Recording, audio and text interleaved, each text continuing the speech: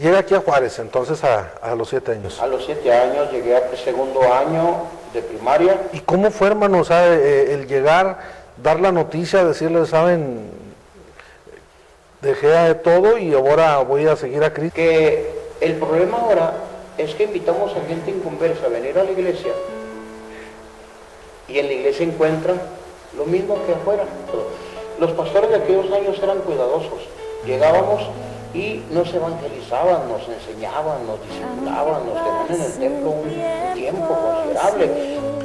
Esa etapa, hermano, que usted vivió en el radio, ¿cómo fue que entró? Yo lo que quiero ver en la alianza es la comunidad, es el compañerismo, la amistad entre pastores. ¿Qué ha sido o cuáles han sido los momentos más difíciles, hermano, en los que uno llega a pensar como pastor, yo hasta aquí declino y cómo quiere, hermano, llegar a ser recordado? Yo creo que el pastorado viene de un llamado, como ya todos entendemos, viene de un llamado de Dios que lo sentimos seriamente y es algo que no nos podemos sacudir. Yo se lo explico a los muchachos, hermanos jóvenes, pastores jóvenes, tienen toda la fuerza física, después van a tener la fuerza de la experiencia, pero físicamente vamos a estar muy menguados. Ahorita tienen la fuerza física para hacer una gran obra en favor de Dios. El que me da paz, me da seguridad, es tu amor que me sostiene, el que me levanta. Pues estamos ahora aquí en el templo de nuestro hermano Ernesto Hernández, conociendo un ministerio más, y vamos a platicar, vamos a tomarnos un momentito, ¿verdad?, para platicar con nuestro hermano. Hermano, muchas gracias por recibirnos, gracias por abrirnos las puertas y poder platicar un momentito, hermano, con usted, conocerlo. Gracias a Dios, hermano Omar, porque más bien es hacia ustedes la gratitud, ya que a través de estas entrevistas, estas pláticas con pastores, pues ustedes están dando a conocer a la gente, pues algo, que conozcan algo de nosotros, los hermanos, la congregación. Así es que ustedes son los que se están dando el tiempo y gracias a ustedes por sí, trabajo. Pues qué bueno, hermano, que podamos tener un momento, ¿verdad? Vamos, hermanos, al inicio, vamos a irnos al inicio de esta historia. Hermano, ¿dónde nace usted? Nací en el estado de Chihuahua. Mucha gente que nos conoce, pues inmediatamente nos relaciona con Ciudad Juárez, debido a que uno pues prácticamente vivimos desde niños en Ciudad Juárez, pero nací en el estado de Chihuahua, al sur del estado, San Francisco del Oro, Chihuahua. San Francisco del Oro. De Parral. Sí. Por ahí nací ya hace 67 años, en marzo del 54, San Francisco del Oro, Chihuahua. 67 años. ¿Cómo fueron sus recuerdos, hermano, de infancia? ¿Qué se recuerda a usted de aquellos años? Creo que era un mundo muy bonito y nunca pensé responder a una pregunta como esta, pero ya que se nos da la oportunidad, realmente, hermano, era muy diferente. Yo lo oigo ahora y lo veo a veces de personas grandes que platican, o que pensadores que platican la diferencia de la niñez de los 60, 70 a la niñez de ahora, y realmente no es cuestión de plática, es una realidad. Yo me acuerdo de los juegos que hacía con los niños.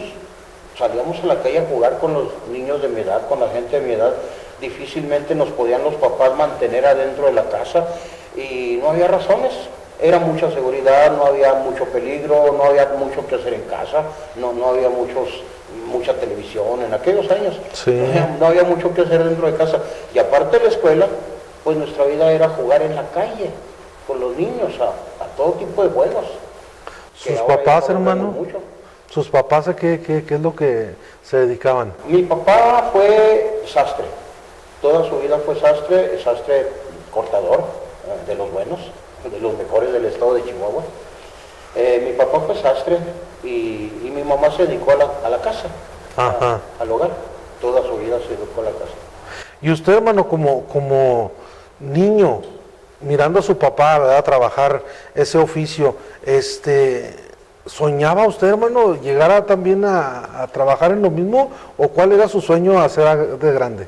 Quizá yo no pensé en aquellos años de niño trabajar en lo mismo que mi papá, sino que después, ya de más grande, ya cuando me di cuenta que yo tenía que hacer mi vida, que yo tenía que también traer ingresos a la casa y todo esto, ya me gustó el oficio de mi papá, y de hecho lo practiqué, lo aprendí en nivel básico tal vez, pero sí lo aprendí y le llegué a hacer algo de pantalones y chalecos, llegué a trabajar en eso, pero mi sueño no era tal vez ser, en ese tiempo de la niñez, yo digo que más bien estaba creciendo, de una manera normal, sin pensar mucho en a qué me voy a dedicar en el futuro, no pensaba tal vez mucho en eso, pero iba a la escuela, jugaba con los muchachos.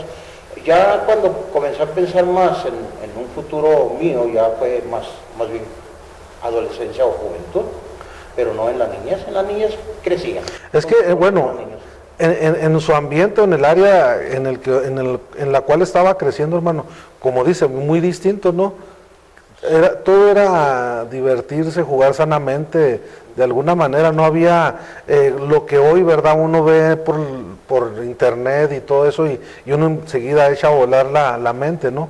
Hermano, una cosa que recuerdo mucho, que yo no sé si a muchos se les habrá ocurrido o a nadie, es que mis amigos de la niñez en Parral, Chihuahua, que fue donde realmente, no crecí ahí porque de ahí nos venimos a Juárez a los 7 años míos, pero antes de los 7 años en Parral, Chihuahua, detectábamos cuando venía el tren, cuando iba a pasar el tren, nos dábamos cuenta, o tal vez ya sabíamos la hora en la que pasaría el tren, y poníamos clavos en las vías, clavos agarraditos con piedra para que no se cayeran con la vibración, pasaba el tren y nos lo hacía lo que nosotros decíamos, los aplanaba, y nosotros decíamos que eran cuchillos, chiquitillos del tamaño del clavo, pero esos eran nuestros juegos sin peligro, mucho que el tren venía muy lejos, sí, sí. Y ponemos el clavo acomodadito en la vía y nos hacía un cuchillo el tren. Y ya con cuando eso, pasaba el tren lo recogíamos. Esos son los juegos, hermano, en lo que nos divertíamos. muy diferente, ¿verdad? Lo que es hoy. Empieza a crecer y llega aquí a Juárez, entonces a los 7 años. A los 7 años llegué al segundo año de primaria en la escuela Miguel Hidalgo, en la calle Mejía, por allá, por aquel rumbo de la ciudad. Ajá. Viví en la colonia Hidalgo, o barrio Cuauhtémoc, tan colindan, y ahí fue mi niñez y mi adolescencia. Va creciendo, hermano. ¿Cómo es que llega el Evangelio a ustedes? Híjole, son cosas sumamente interesantes, hermano. Yo me juntaba con un grupo de amigos del barrio, muchos, pero el círculo más cercano éramos seis jóvenes, adolescentes y jóvenes, que nos juntábamos para jugar béisbol, para jugar fútbol en la calle, porque en aquel tiempo jugábamos en el pavimento de la calle, y con ellos crecí, ahí en la Texcoco y Bolivia, Texcoco y Bolivia y Guatemala, 5 de mayo, por ahí crecimos. Entonces, uno de esos amigos, de esos 6 amigos, se nos desapareció en una ocasión, duramos meses sin verlo. En diciembre del 75, él va y toca las puertas de mi casa, en un vecindario, en una vecindad bien larga, de esas que había antes, que eran prácticamente de una calle a otra, prácticamente las atravesaban. Y va y toca la puerta de mi casa y salgo y es Carlitos Campos, el amigo que habíamos perdido de vista por 6 meses. Y entonces él es el que me hace la invitación. Hay detalles ahí en la plática, pero esto se llevaría mucho tiempo. Pero finalmente él me dijo que él está yendo a una iglesia evangélica, que él me invitaba. Y fue así que llegué a la iglesia con Carlos Campos, mi amigo de la adolescencia.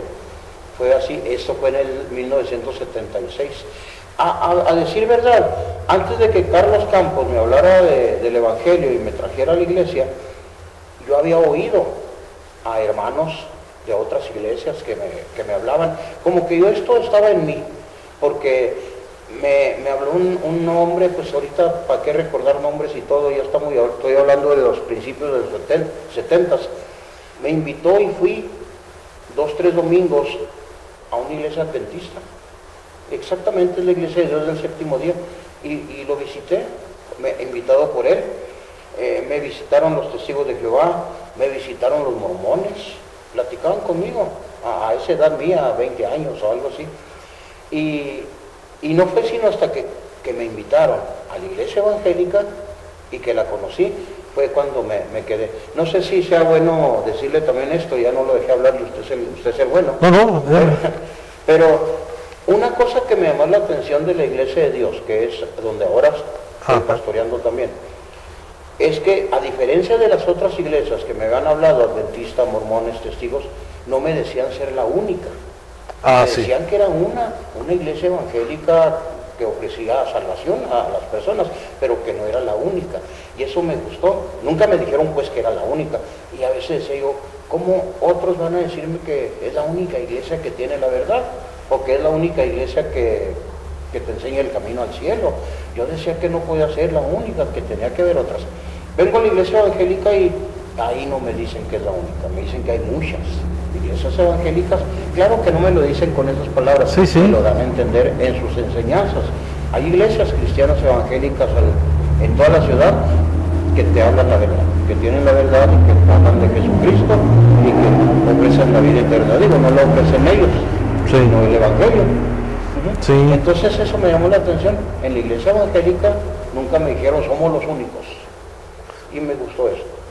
Entonces, ¿usted fue el primero, hermano, en llegar? ¿De mi familia? Sí. Sí, fui el primero. ¿Y cómo fue, hermano, o sea, el llegar, dar la noticia, decirle, saben, dejé de todo y ahora voy a seguir a Cristo? Tal vez lo tenían como algo no muy serio, porque yo era muy joven, nunca había salido de mi casa, era una familia de las antiguas, 12 hijos y 2 papás, 12 hijos y el matrimonio. Era una familia muy grande, como las de aquellos años, muy familiar, no nos separábamos, no se iba uno a vivir a otra ciudad, no se trasladaban por estudios o por trabajos, vivíamos juntos. Entonces de repente yo me convierto, y sí, efectivamente, así llega uno cuando se convierte, uno le quiere decir a todo el mundo, y al primero que le dice pues es a sus familias, a sus familiares. Me escucharon y no tuvieron una opinión de repente, simplemente me escucharon y tal vez lo tomaron como algo pasajero. Me iba a pasar tal vez esa situación, jamás me pasó hasta la fecha, después de 44 años, no me ha pasado. Y tal vez mis papás y mis hermanos pensaron que me pasaría y no dijeron nada, sino que así pasó, así fui. No quiero adelantarme a lo que posiblemente usted me tenga que preguntar, pero así fue como di la noticia en casa. Ellos no se sorprendieron, no se asustaron, no se opusieron, pero pienso que pensaban que era algo pasajero. Empieza a asistir al templo. ¿Cómo era, hermano, en aquellos años el servicio? El templo al que yo asistí por primera vez es este mismo, hermano, donde estoy ahora pastoreando. ¿Aquí?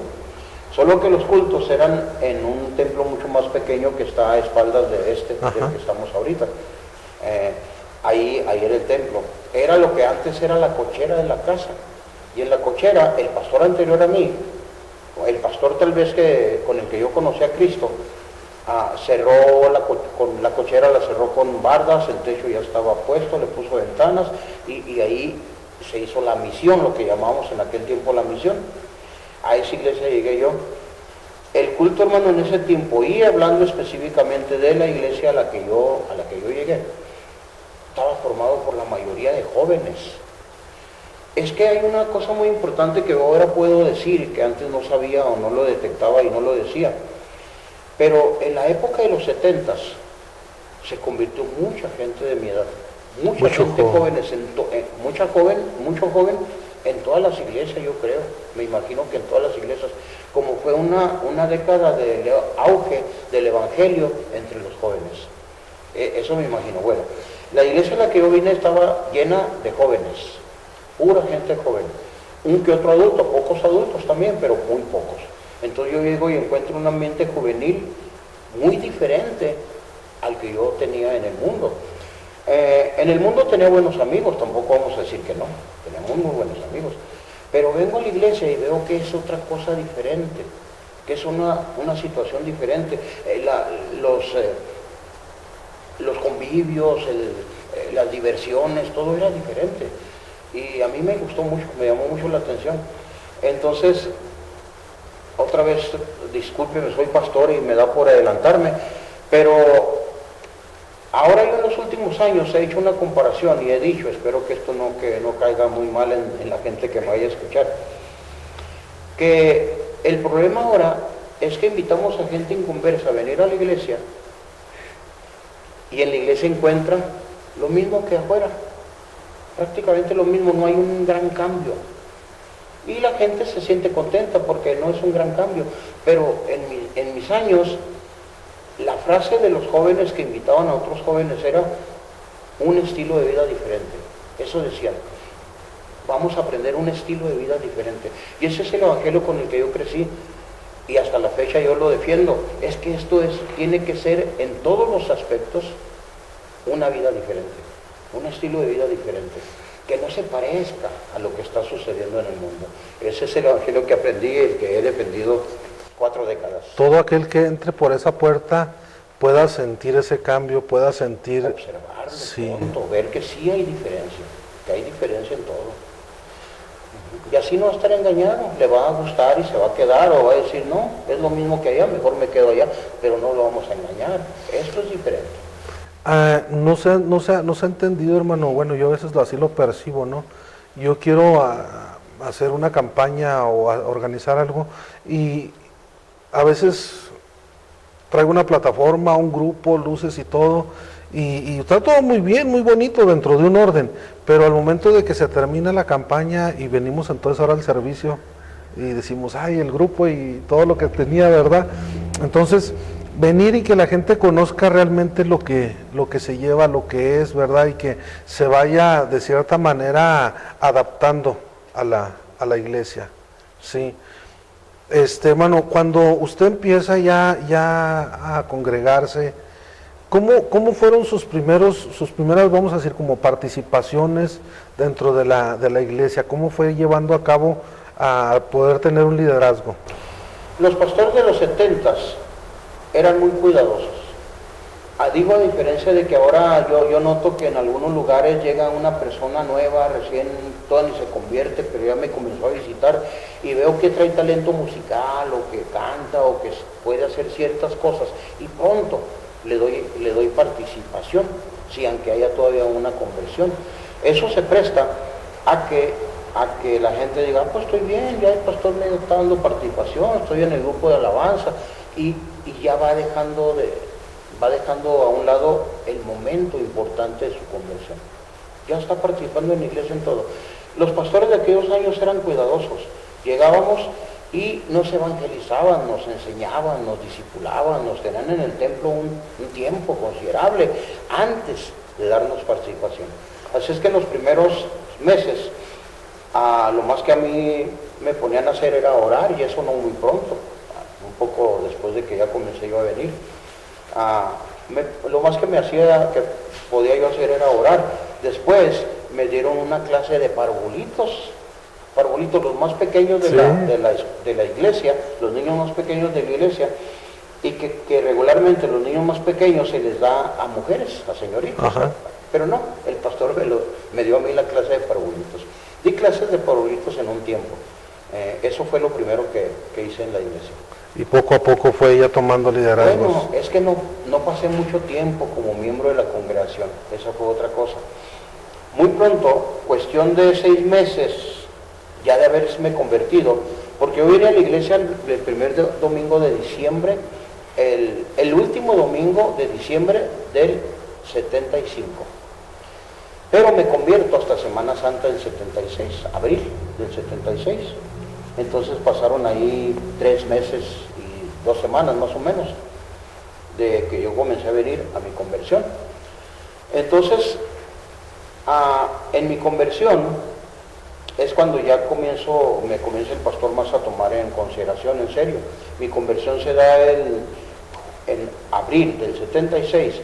En julio, del 13 al 16 de julio del 76, voy a mi primer campamento juvenil, organizado por mi denominación, por mi asociación religiosa. Y toca en San Luis Potosí. voy a mi primer campamento, nos invita el pastor a los jóvenes, vamos al primer campamento, un grupo de unos 12 jóvenes, y ahí es donde me afirmo todavía más en el Evangelio, porque también los campamentos eran bonitos y diferentes. Otra vez voy a lo mismo, diferentes. Sí. No nos íbamos mucho con las costumbres del mundo, no mucho con lo que están haciendo allá, vamos a hacerlo aquí. Noté que eran situaciones muy diferentes a las que yo estaba acostumbrado a ver en el mundo, del cual meses pasados yo estaba. Entonces ahí fue donde comencé a ver a que el pastor me pusiera más su atención en mí. Pero hermano, eso fue en julio. En octubre el pastor habla conmigo, en el mes de octubre, y me dice que él ha notado algo en mí diferente al resto de los jóvenes, y me dice que hay una escuela para futuros pastores, hay un instituto bíblico, se llama La Buena Tierra, está en Saltillo, Coahuila, y yo creo, dice el pastor, que tú debes de prepararse para pastor. Eso me llama mucho la atención, comparado también con ahora, porque ahora, si yo quiero estudiar, yo mismo voy y me registro, busco una escuela y me registro y pago mi colegiatura y me pongo a estudiar, y no está funcionando mucho el pastorado. Siempre hablo de esto y no le gusta mucho a la gente que yo hable de esto. No está funcionando mucho el pastorado nuevo, porque antes eran los pastores de experiencia los que veían en sus congregaciones a los jóvenes que estaban tocados por Dios, y se dirigían a esos jóvenes y los sacaban del grupo de la congregación y los preparaban en institutos bíblicos para que fueran pastores. Ahora no, ahora yo estoy sentado en la iglesia, el pastor no me ve muchas posibilidades, no ve en mí un gran líder a futuro, y pues no habla conmigo, pero a mí sí me gusta. Entonces yo busco la forma de irme metiendo. Funciona en algunos casos, pero en muchos no. En muchos no, porque era mi gusto, era mi emoción. Pero cuando el pastor es el que está viendo cuál de los miembros de mi congregación tiene el toque divino para que sea un pastor, el pastor se fija en él, lo saca y lo prepara. Pero hermano, allá por los 80s todavía no había escuelas prácticamente. Vamos a decir, aquí en Juárez, Antioquía pues era la que tal vez estaba, ¿no? Sí. Pero así que dijera como ahorita, al tiempo actual, que hasta por línea, usted ya no tiene ni que salir, ahí usted está haciendo su instituto, ¿verdad? Y escuelas, institutos aquí y allá, y dan mucha facilidad, y creo que a veces hasta llega uno a confundirse o pensar porque ya salió con un título y dice, no, ahora siento la posibilidad de abrir una obra porque ya estoy capacitado. Pero una cosa es saber ir a estudiar, ¿verdad? Como dice, hermano, y otra, sentir el llamado, tener el llamado.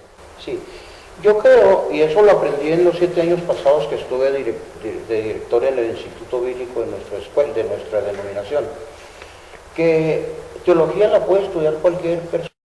Hasta en la iglesia debemos dar clases de teología a los miembros.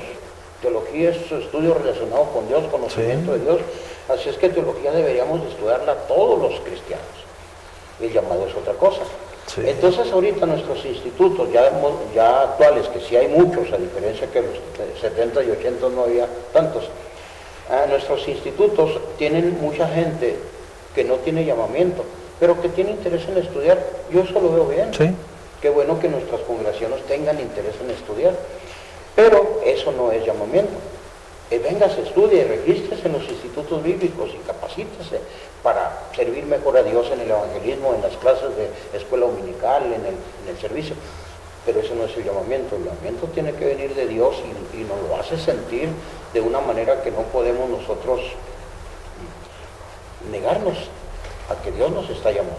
¿Cómo sintió, hermano, usted? ¿Cómo fue su experiencia en el llamado?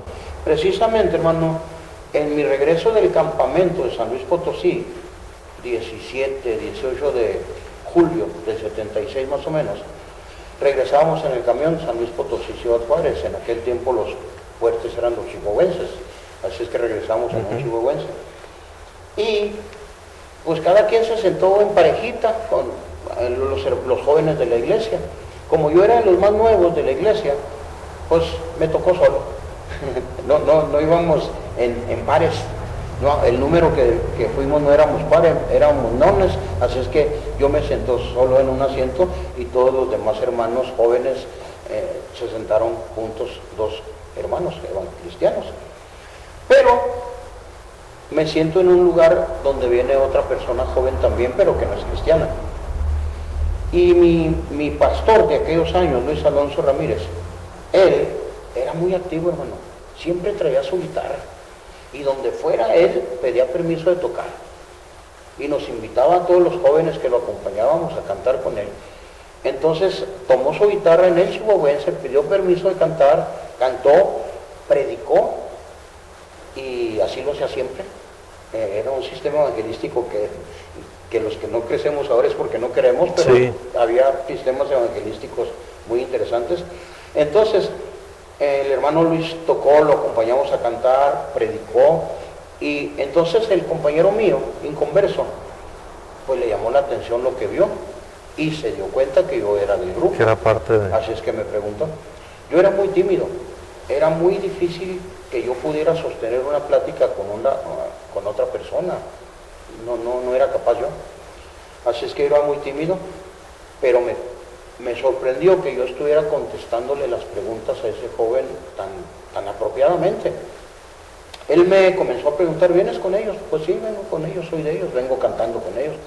Y luego me comienza a hacer preguntas y yo le comienzo a contestar, hermano, de una manera que para mí no era normal.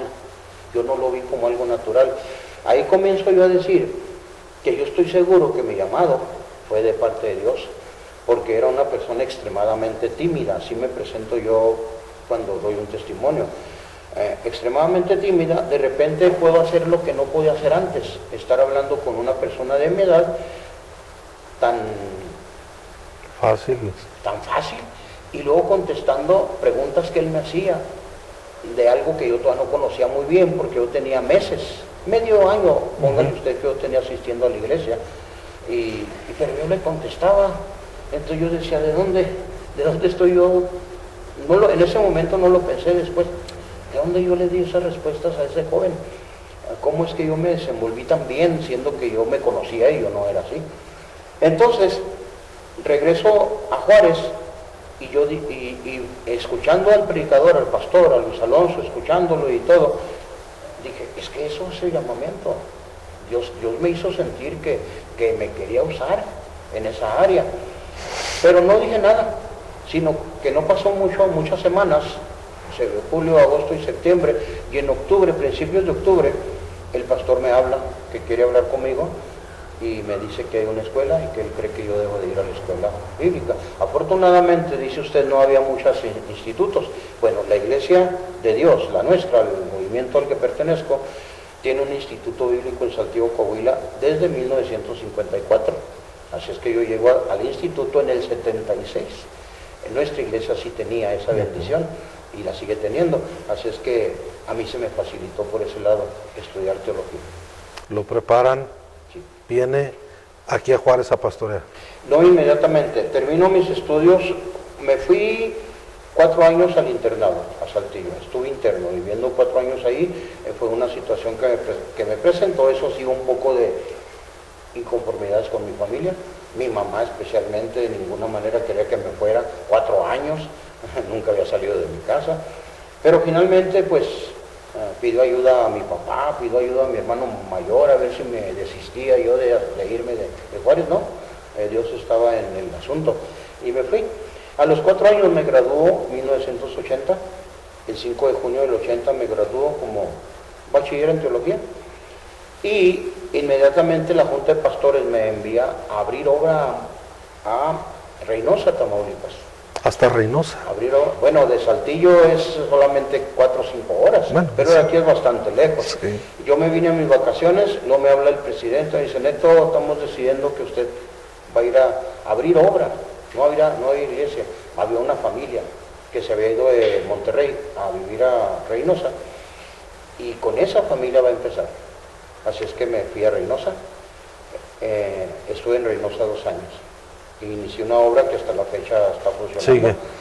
Y a los 2 años de estar en Reynosa, 1982, Otra vez la junta, pues se queda Juárez sin pastor, este lugar. No había templo, estábamos allá. Todavía. Entonces queda este lugar sin pastor, porque el pastor tuvo que ocupar otro pastorado. Y la junta considera que siendo yo de Juárez, conociendo la situación de la frontera, por eso también me enviaron a Reynosa, porque es frontera, que yo conocía la frontera y que yo debería venir a pastorear a Juárez. Y me enviaron a pastorear a Juárez. Estuve en Juárez desde el 82 hasta el 2013, que me enviaron, porque yo soy de una asociación religiosa, hermano, donde la junta decide a dónde vamos a ir los pastores y cuándo. Entonces, en el 80, 90, en el 2013, me hablan para decirme que quieren que vaya a ocupar la dirección del Instituto Bíblico por 4 años. Pues me voy por 4 años, pero resulta que ya estando ahí, que otro año, y que otro año, y que otro año, se hicieron 7 en total, ¿no? Terminé mi periodo y me dice la junta que hay 2 lugares para mí. Realmente había 3, y entre ellos 3, uno de ellos era Juárez, y yo quise regresar a Juárez. Entonces 7 años estuvo ahí en el instituto. Del 2013 al 2020. ¿Qué satisfacción, hermano, le dejó haber estado durante todo ese tiempo ahí en la escuela? Yo no me imaginé a lo que iba, me imaginaba lo que iba, pero fue diferente. Yo imaginaba que iba a ir a ser director de un instituto donde todo iba a estar bien, donde los alumnos eran cristianos, ya con educación cristiana ya formados, y que iban a ser muy responsables, que iban a tener, además de ser ya adultos o jóvenes, venían ya de una iglesia en la que pertenecían ya por varios años, tenían llamamiento al pastorado, así es que voy a hacer un montón de cosas con un grupo de jóvenes decididos a trabajar. No, batallé un poquito, no es así, no, hay jóvenes, bueno, pero la satisfacción, yo digo, lo he dicho antes de salir de Saltillo, lo dije, salí en pandemia, no hubo mucho, simplemente dejé el lugar, se lo dejé a otro pastor y yo me vine, no hubo más protocolo, pero yo decía en mis pláticas con las personas de confianza que yo creía que iba a enseñar. Cuando me dijeron, vas a ir a ser director del Instituto Bíblico, yo dije, voy a enseñar. Y después de 7 años me di cuenta que no fui a enseñar, fui a aprender. Aprendí muchas más cosas. O sea, regresé con mucha más, de veras, más aprendizaje y más experiencia. O sea, esos 7 años, no sé si le servirían a alguien de los que yo eduqué, pero sí sé que a mí me sirvieron mucho. Fue muy satisfactorio para mí esos 7 años, pero también, y no debo dejarlo fuera, fue por la gente que ya conocí, los hermanos que ya conocí. Conocí hermanos, bueno, lo decía también yo de esta manera y lo digo con sinceridad. No me fue tan difícil irme de Juárez a Saltillo después de 31 años de estar en Juárez, no me fue tan difícil. Pero regresarme de Saltillo a Juárez después de 7 años de estar allá, eso me fue muy difícil. Fue un cambio, hermano. El amor, la gente, todo era bien bonito, el aprecio que sentían por nosotros. Entonces traigo mucha satisfacción de esos 7 años y de verdad me fue muy difícil salir de Saltillo. Vaya, a diferencia de 30 años aquí. 31 a 7. Oye, sí es entonces algo que vivió con intensidad, ¿no? Muy bueno. Bueno, regresando un poquito atrás, esa etapa, hermano, que usted vivió en el radio, ¿cómo fue que entró? Hermano, fui de los fundadores, aunque yo nunca digo cosas así, no me gusta hablar mucho de mí mismo, pero fui del grupo que fundó Radio Iba. Fuimos 6 personas. Fue todo por el hermano Max Aldana, fue quien buscó esa posibilidad. Pero cuando Max Aldana tuvo la posibilidad de trabajar en una de las estaciones de Mega Radio, de hacerla cristiana, después de ser Gilotepec Estéreo, después de hacerla cristiana, resulta que él buscó personas para que lo apoyáramos y encontró 5. 2 hermanos Orpinel, el hermano Juan Hernández, el hermano Ernesto y alguien más. Y 6 personas iniciamos ese proyecto, iniciamos Radio Iba. Y pues cuestión de 3-4 meses, nos despidieron a todos. Todo estaba muy bonito, lo hacíamos muy bien el trabajo, la programación estaba muy aceptable, mucha gente nos oía, pero no vendíamos. Y era una estación comercial, teníamos que reportarle dinero a la empresa. Sí. Todo estaba excelente, hacíamos muy bien el trabajo, pero no vendíamos, a la empresa no le interesó que no vendiéramos, así es que salimos los 6 de ese proyecto. El señor Bonet Menchaca trajo a otra persona de Chihuahua para que continuara con los trabajos de Radio Viva. Era una persona capaz, pero no era cristiana, de apellido García, no recuerdo su nombre. Entonces esta persona comienza a trabajar, era una mujer, y a las semanas de haber entrado ella, me habla por teléfono, me dice que le están llamando mucho y le están preguntando mucho por el programa Línea de Oración, que por qué lo quitamos, que por qué no lo volvemos al aire, y que la gente preguntaba por Línea de Oración. Y como sabía ella que ella había investigado, sabía que yo lo tenía ese programa, me llamó para ver si lo hacía. Pues le dije que sí, como voluntario, 1 hora diaria, no, ellos no tienen compromiso conmigo, yo con ellos tampoco, pero 1 hora diaria de estar al aire con un programa de Línea de Oración. Lo hice por un tiempo, hasta que llegó el hermano López Isidro. Llega Isidro López a ocupar el lugar de la señora García, el hermano Isidro López, ocupa ese lugar de director de la Radio Viva.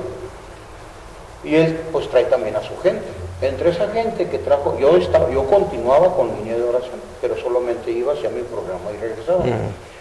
Entre esa gente que entró a trabajar con el hermano Isidro, llegó el hermano Carlos Chacón. Sí.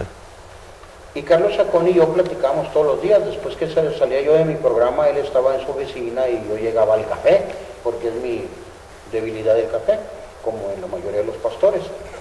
Entonces llegaba al café con Carlos, platicábamos mucho, hasta que el hermano Carlos me convenció que trabajara, porque él era el director de ventas, Carlos Chacón. Me dijo, Neto, trabaja conmigo para que vendas. Bueno, me animé y le entré a vender. Pero de ahí me pusieron, después, en muy poco tiempo me ponen, eso fue bueno, yo duré 20 años en la radio. Yo llegué a la radio en el 98, digamos que en el 99 fue que comencé a trabajar, ya no para Max, sino para el hermano Isidro, a través del hermano Carlos Chacón. Y comencé a trabajar, me dieron primero la continuidad, eso es un trabajo muy bonito. Hermano, voy a decir otra verdad, cuando yo estaba pastorando en Juárez, antes de que existiera Radio Viva, existía una estación de radio en Juárez, que era lo que ahora es radio, no es Radio Manantial, al principio se llamaba Radio Viva, después pasó a radio, la estación del Paso de Radio. La KBIB, KBIB, sí. Bueno, existía y a mí no me gustaba, dije, una estación cristiana de radio, qué bueno, lo voy a comenzar a escuchar, pero yo escuchaba puros pleitos entre pastores, predicaba uno y luego venía otro y le contradecía, y había diferencias en la enseñanza, pero no nomás había diferencias en que uno enseñaba diferente a otro, sino en que otro se defendía en el programa que seguía. Decidí no volver a oír radio, apagué otra vez mi radio, porque lo apagué desde que me convertí, no volví a oír radio, pero luego viene una estación cristiana y la quiero escuchar. Veo esas dificultades y la apago de nuevo, no vuelvo a prender mi radio nunca. Luego me invitan a mí a abrir una radio, a ser parte del equipo que abre una radio. Acepto. Hermano, también esa fue una muy excelente experiencia. Valoré la radio. Lo que antes yo no quería nada con la radio, no decía, ¿qué es esto? No sirve, nadie me escucha.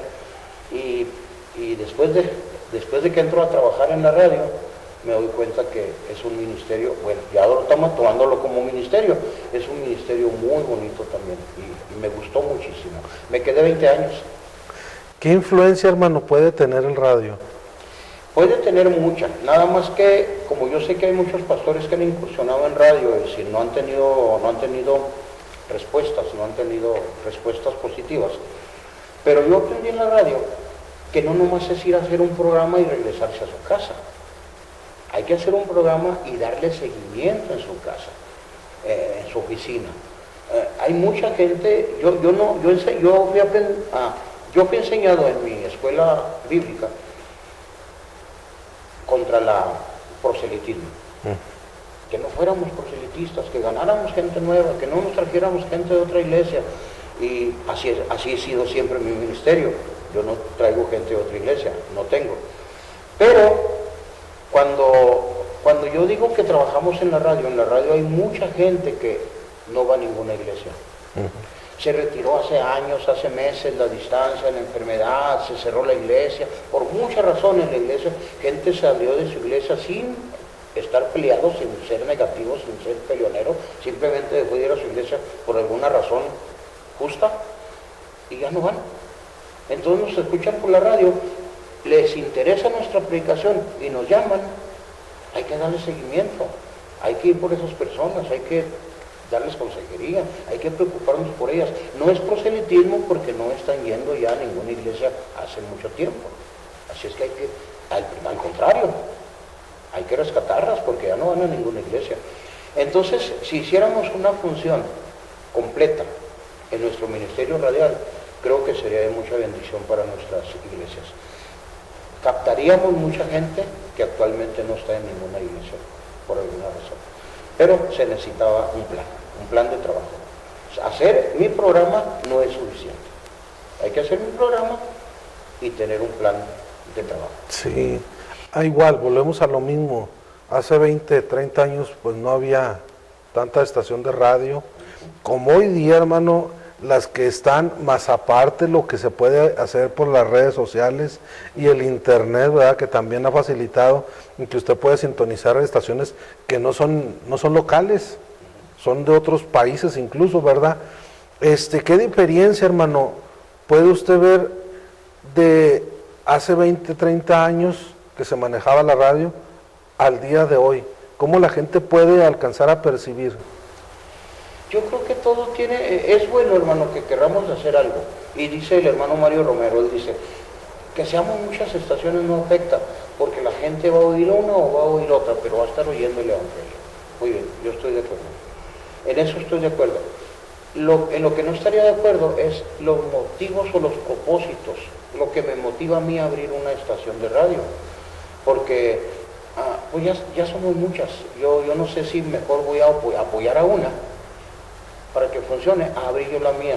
Le voy a decir algo.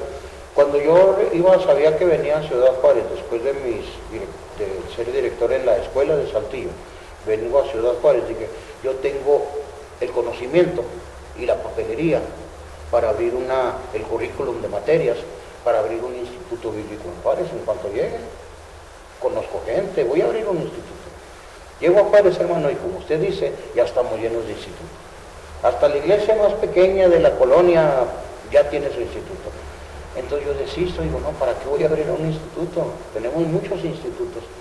La radio me gusta y yo creo que es bonito y puede funcionar, pero depende cuáles son mis motivos. Yo voy a abrir una para competir con las que están, no me interesaría. Sí. Pero sí considero que es bueno el ministerio radial y que funciona. Si lo que pretendemos es hacer llegar el Evangelio a la gente que no va a las iglesias, fortalecer la fe de la gente que sí va a sus iglesias, pero que de domingo a domingo, que a veces mucha gente no tiene relación con el Evangelio de un domingo a otro domingo, pues ahí está la radio cristiana para que escuchen. Ahora, cierto, hay que seleccionar lo que escuchamos. Usted dice ahorita tenemos la facilidad del internet y todo esto. Pues aún así, y yo lo he dicho en mis predicaciones, yo cuando escucho predicaciones en el internet, las selecciono. Sé a quién voy a escuchar, sé que voy a escuchar, porque de repente, hermano, no escucha uno, no es lo mejor. Lo que yo abro mi computadora y me pongo a grabar, pero realmente no tengo una buena enseñanza. Yo procuro escuchar, ser selectivo. Exacto. En los mensajes, estudios que yo quiero escuchar, porque yo quiero que sean muy bíblicos. Que sean de edificación, ¿verdad? Sí. Otra de las áreas, hermano, en las que le toca participar, AME. Amén. Hermano, AME la conozco desde cuando era yo miembro de esta iglesia. Como le dije, vengo desde diciembre del 75, pero me afirmo en el 76. Y el pastor va a las juntas de AME, asiste a AME y me lleva a mí. me lleva a algunas reuniones. Yo conocí a AME antes de ser pastor, conocí la alianza cuando era un joven y antes de ser pastor. Entonces me voy 4 años a Saltillo y luego me voy 2 años a Reynosa y después de 6 años regreso a Juárez y lo primero que hago, 82, lo primero que hago en 1982, agosto de 1982, es buscar la alianza. Y desde entonces me integro a la alianza.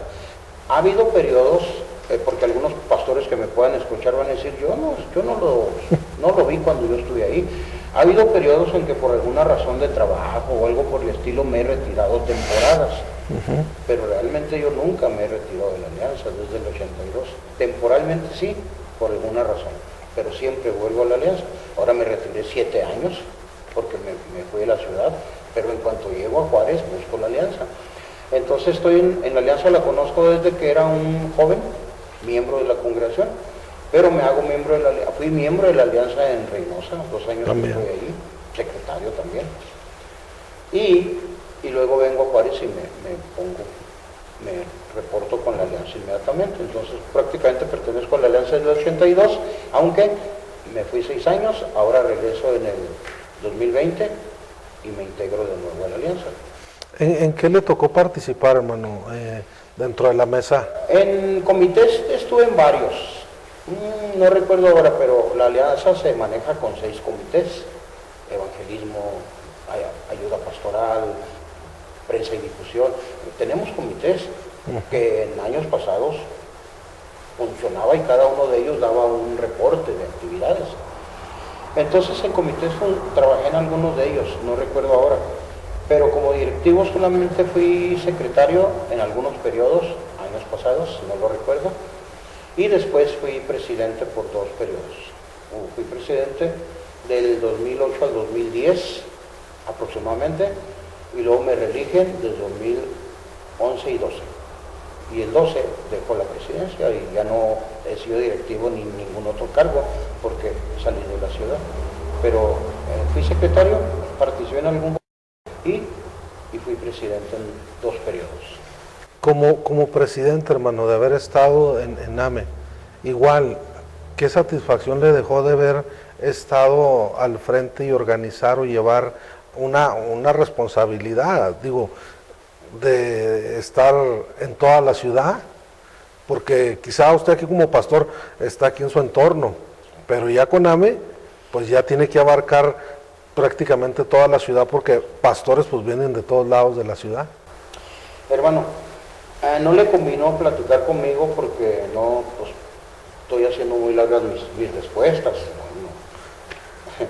Pero mire, en la alianza, cuando yo busqué la presidencia, en aquel tiempo no es que yo la buscara, todavía debe ser igual porque hay un comité que se encarga de nominaciones. Hay un comité de nominaciones, así está escrito en los estatutos, y el comité de nominaciones entra en función, no sé si 2 o 3 meses antes de la elección. Ahí entra, es la única función que hace en 2 años. Entra en funciones unos 3 meses antes de la elección.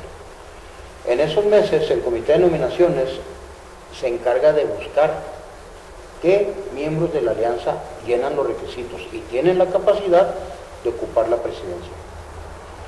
Entonces ellos le hablan a 2 o a 3 pastores y le dicen: prepárate un plan de trabajo para que lo presentes si quieres ser presidente. Y ya nosotros aceptamos, decimos sí, y preparamos un plan de trabajo. Pero si alguien no fue considerado por ese comité y quiere ser presidente, él puede decirle al comité: hermano, yo también, tómeme en cuenta, yo quiero. Bueno, llena los requisitos y es capaz, presente también su plan de trabajo. Ese plan de trabajo lo presentamos en la junta de la elección. En la junta de elección, los 2 o los 3 pastores que están nominados para la presidencia presentan su plan de trabajo para que los pastores lo analicen, lo comparen con el otro y después sepan por quién quieren votar. Pero junto con mi plan de trabajo debo de presentar mi directiva y las personas que van a apoyarme en la directiva. Bueno, así lo hice yo. Entonces, éramos 9 miembros de la alianza cuando yo, en el 2010. habíamos dos candidatos a la presidencia, el otro era el hermano José Sánchez Reta. Entonces, cuando llegamos a esa junta, pues presentamos nuestro plan de trabajo, el hermano Sánchez Reta nos lo había escrito, lo presentó verbal, y prácticamente todos votaron por mí ese día, incluyendo al hermano Sánchez Reta. Él dijo, yo declino y me uno a... Así es que prácticamente todos, pero decir todos quiere decir 8, más yo 9. Eran 8 personas me seleccionaron, pero era el total de la membresía. Entonces, ¿cuál satisfacción? Porque es su pregunta realmente.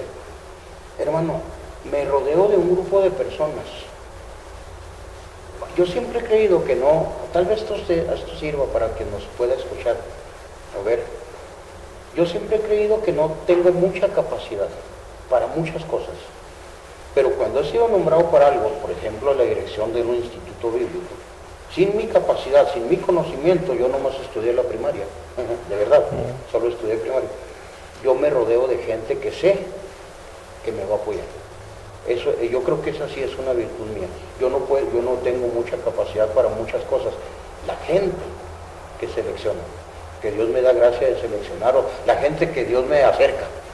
Para poder sacar adelante. Porque la alianza finalmente, hermano, creció bastante en esos 2 primeros años.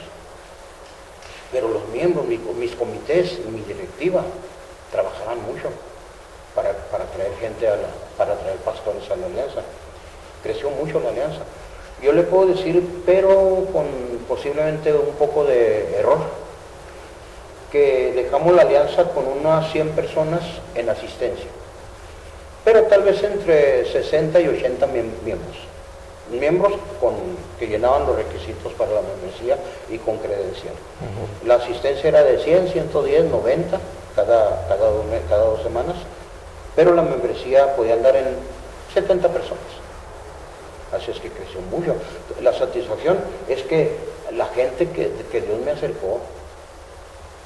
Pero otra cosa que a mí siempre me gustó de Alianza, hermano, es el corazón del Evangelio, es el corazón de la vida cristiana, la coinonía.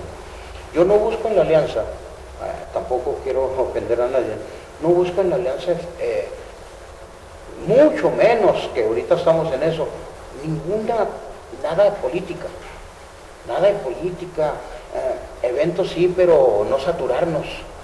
Yo lo que quiero ver en la alianza es la coinonía. Es el compañerismo, la amistad entre pastores. Y eventos tenemos que tener porque para eso estamos, pero no podemos saturarnos, porque el principal motivo de habernos aliado hace 56 años, el principal motivo de habernos aliado, juntado, los pastores, yo no estaba, pero soy miembro de la alianza, fue coinonía. Fue hacer amistad entre pastores evangélicos. Y yo creo que ese sí debe seguir siendo. ¿Tenemos que hacer otras cosas? Sí. Pero nunca tenemos que olvidar la razón por la que se formó la alianza, la coinonía, la amistad, la relación entre pastores, la amistad. A veces hacemos cosas que nos enemistan, ahí mismo en la alianza. Y de eso tenemos que tener cuidado. Mi satisfacción, hermano, son las personas con las que trabajé. El grupo de pastores, esa es mi satisfacción. La armonía, la coinonía que había entre ellos. Y comento esto, hermano, porque a veces piensa uno que llevar un pastorado es miel sobre hojuelas, es nomás llegar el domingo y pararse al frente en un púlpito y contar un mensaje, hablar un mensaje, cuando a veces no sabemos todo lo que implica. O sea, digo esto porque en usted estar como pastor de una iglesia, haber estado en el radio, con todo lo que conlleva, luego estar también con lo de la alianza, ¿verdad? Con todos sus compromisos, es algo difícil, el tener que desligarse, tener que apartarse, a veces de momentos con la familia, de fechas, ¿verdad? De eventos, a veces familiares, y uno tiene a veces compromisos ya con fechas y pues se hacen a votación a veces las fechas y nada de que, ay, ese es mi cumpleaños y espérenme que me lo iban a celebrar, pero ya acá en la mesa directiva o entre todos los pastores, ¿verdad? Se decidió que esa fecha y llegó a dar. y a veces uno tiene que sacrificar muchas cosas. Dentro de lo que ha sido el ministerio, hermano, durante estos 40 años, ¿qué ha sido o cuáles han sido los momentos más difíciles, hermano, en los que uno llega a pensar como pastor, yo hasta aquí declino y me retiro, mejor que se levante alguien, al fin hay alguien más que quiere, que busca o le gusta, dejarle lugar? Eso sí es una pregunta con una respuesta difícil para mí, hermano.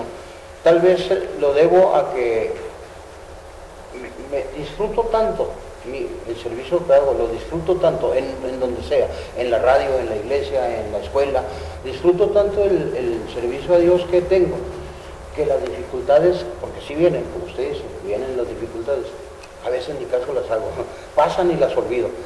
No hace mucho tiempo alguien me metió en una situación difícil porque me preguntó en una comida: hermano, ¿cuáles son los momentos más difíciles de su pastorado, de su ministerio? En ese momento, usted me dio oportunidad de pensar, pero en ese momento no tuve oportunidad de pensar. Y le contesté, pues yo no recuerdo, yo no tengo momentos difíciles. Ya después pensando, me acordé de dos, tres detalles que en su momento fueron muy difíciles, pero se resolvieron y los olvidé, no me los guardo.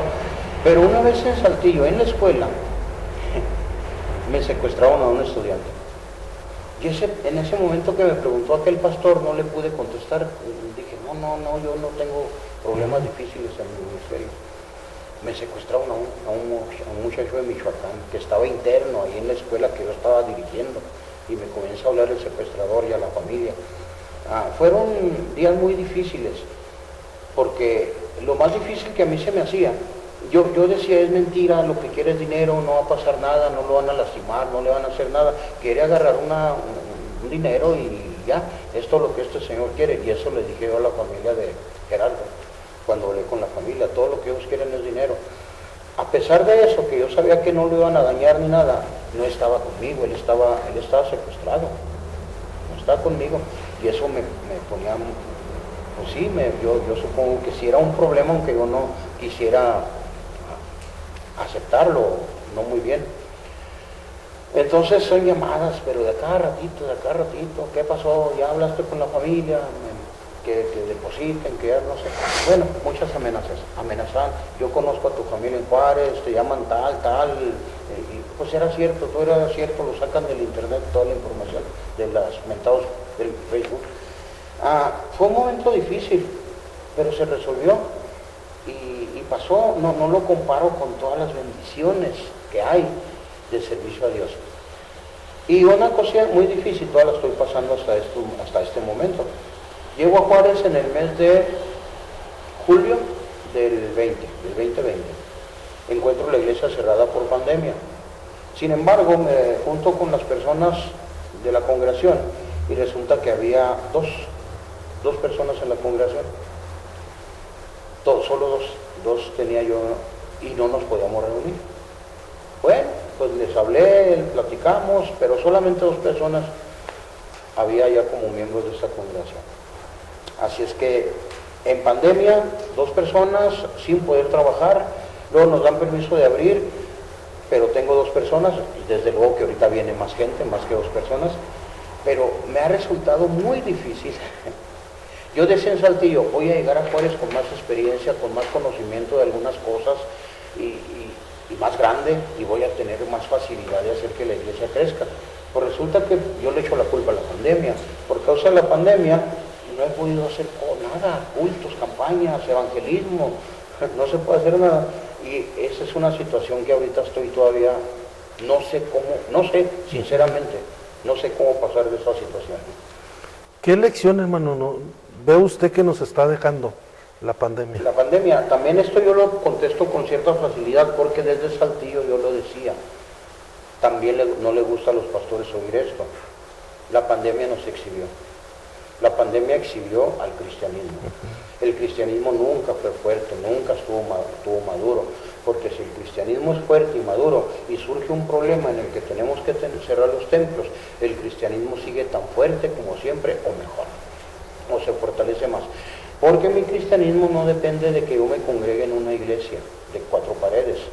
Mi cristianismo es el mundo entero. En la iglesia somos los que estamos, formamos parte de una congregación, y donde quiera que estemos somos la iglesia. Y si por el momento le decía yo a la gente, no puedo ir al templo, sigo siendo cristiano, sigo siendo creyente y tan cristiano como antes o mejor, así lo decía yo.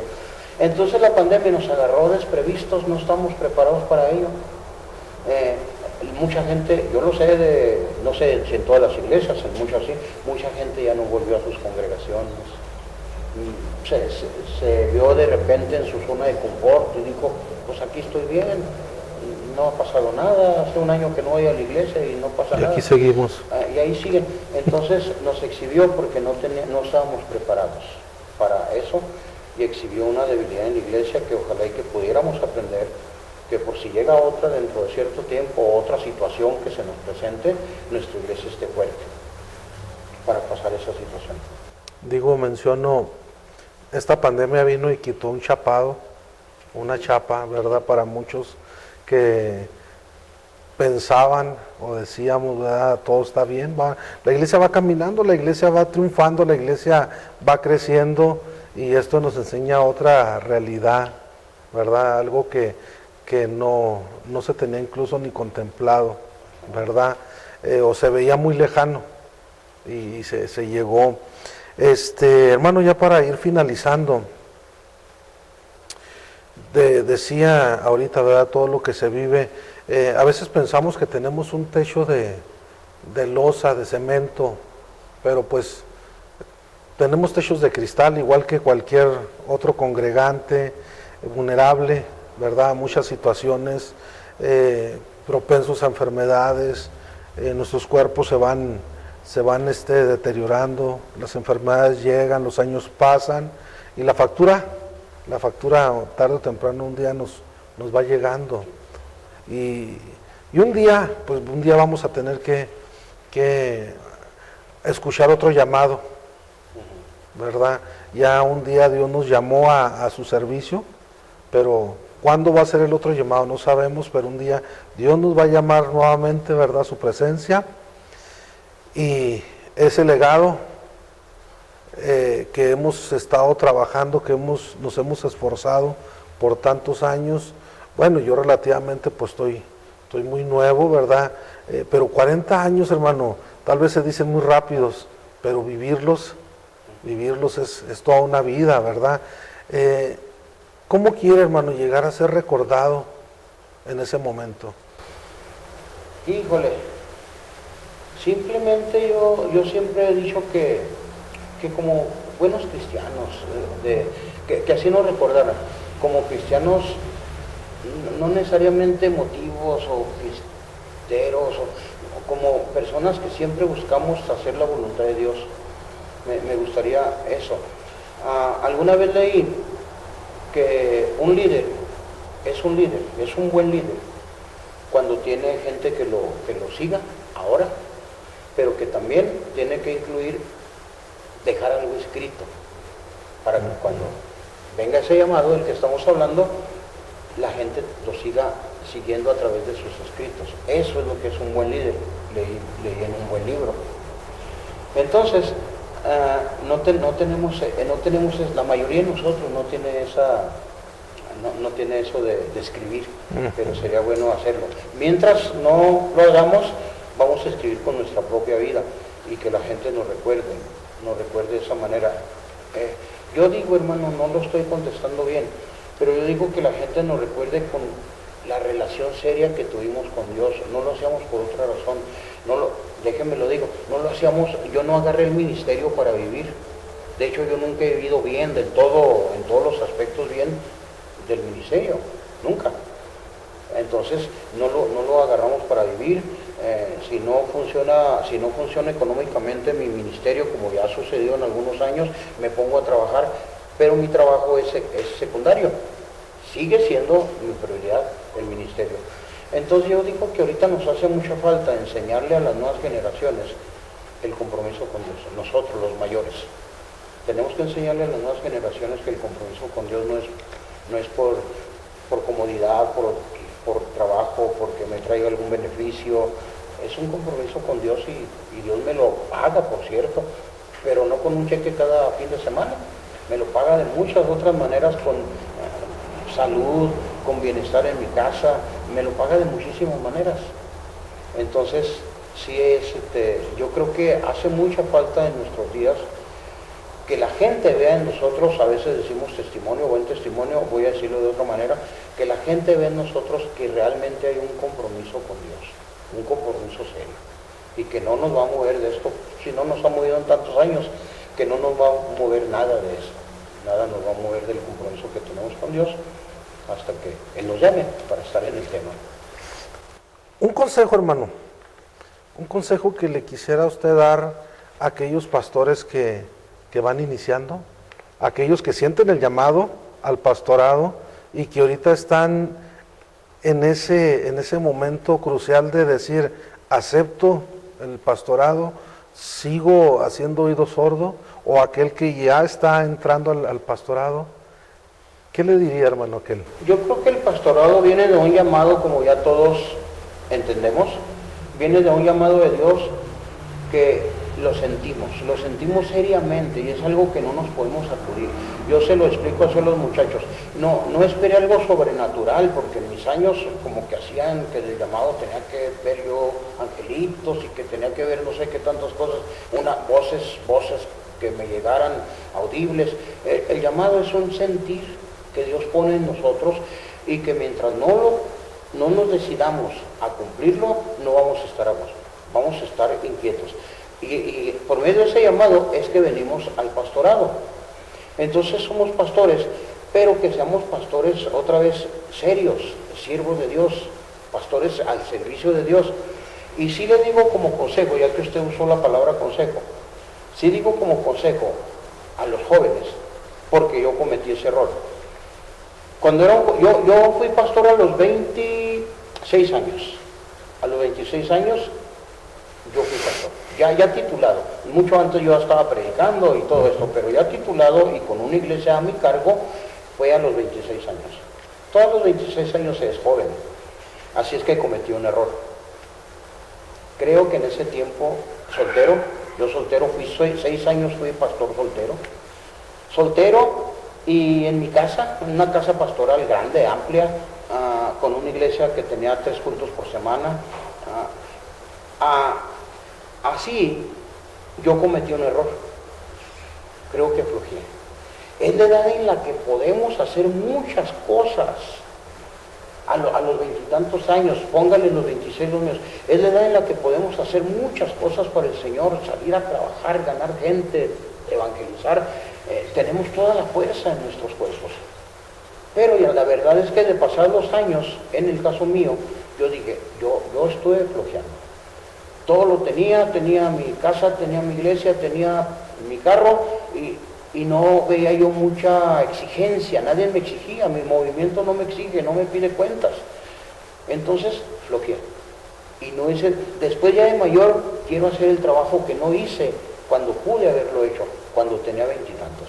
Así es que si lo manejamos como consejo, hermano Omar, ese es el consejo que yo le diría, porque usted también mencionó jóvenes. Hermanos jóvenes, pastores jóvenes, tienen toda la fuerza física. Después van a tener la fuerza y la experiencia, pero físicamente vamos a estar muy menguados. Ahorita tiene la fuerza física para hacer una gran obra en favor de Dios.